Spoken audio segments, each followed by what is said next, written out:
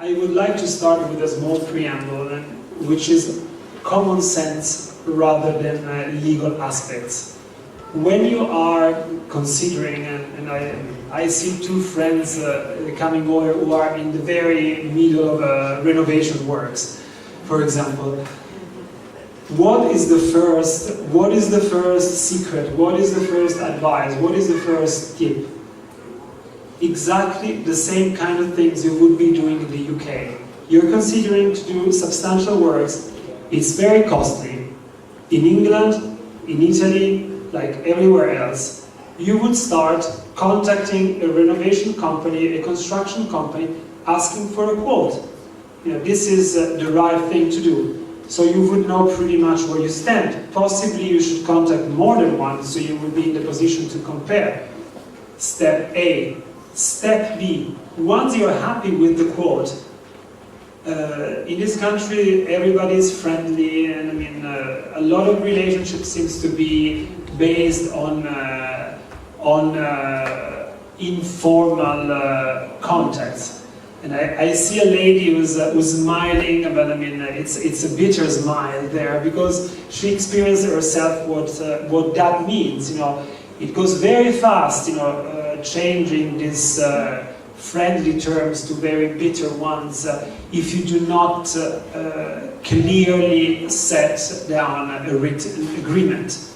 Okay, so step number 2 is delegating to a professional the draft of a very analytic, very detailed contract where you would know exactly what are the obligations of your construction company, of the contractor, and what is the amount of money you will end up paying. Because I'm sure many of you already experienced renovation works. You start from an amount of money, and you know, day by day this amount of money is increasing and it's changing. And I mean, this is a situation that, you know, is very inconvenient, and the only way to prevent it is having a professionally drafted contract. When you say professionally drafted, do you mean legal or do you mean architect? Because I've been given two different opposing advice on that one. One saying that I should have a legal advisor, the other one an architect advisor to draft that. Madam, in your understanding, who is the person who is normally well equipped to draft a contract? It's the legal one. I mean, this is my personal view. I mean, an architect, I mean, would have, you know, different kind of competences, but you choose a lawyer that you believe to be reliable, and ultimately the lawyer will base his contract on some suggestion, on some elements given by the architect, but it's ultimately a legal matter that should be delegated to a professional. Okay, responsibility of the contractor for new builds. Now, you want to go further up.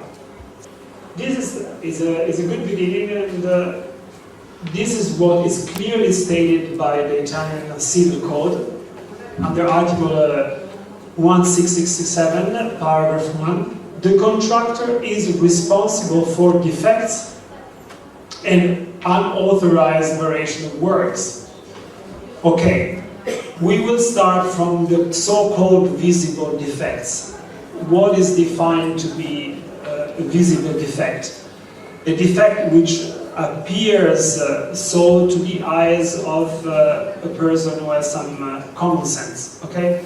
So you don't have to be a professional to detect and understand what a visible defect is. You just need a minimum care of attention in order to investigate and evaluate the quality and the nature of the renovation works.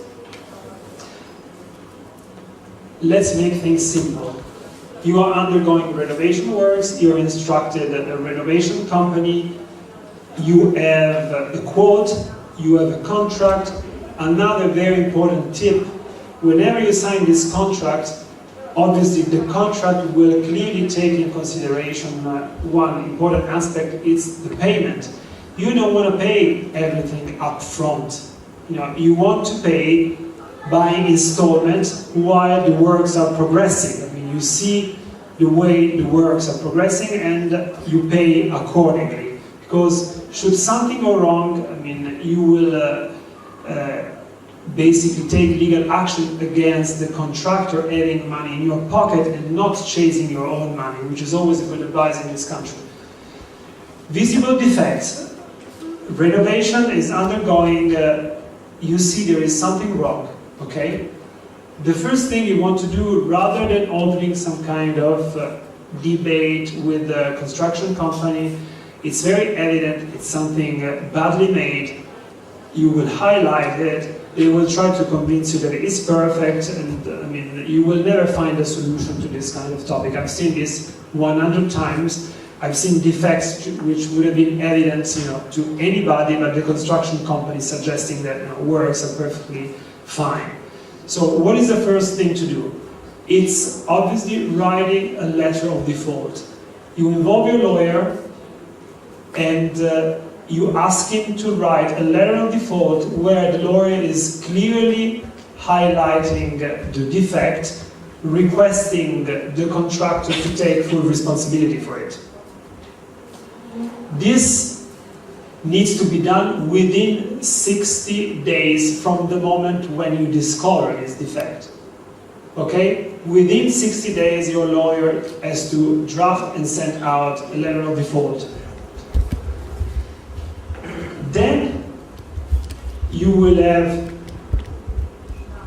a different situation in case the defects are not actually visible. I mean, that's a totally different cup of tea, I would say.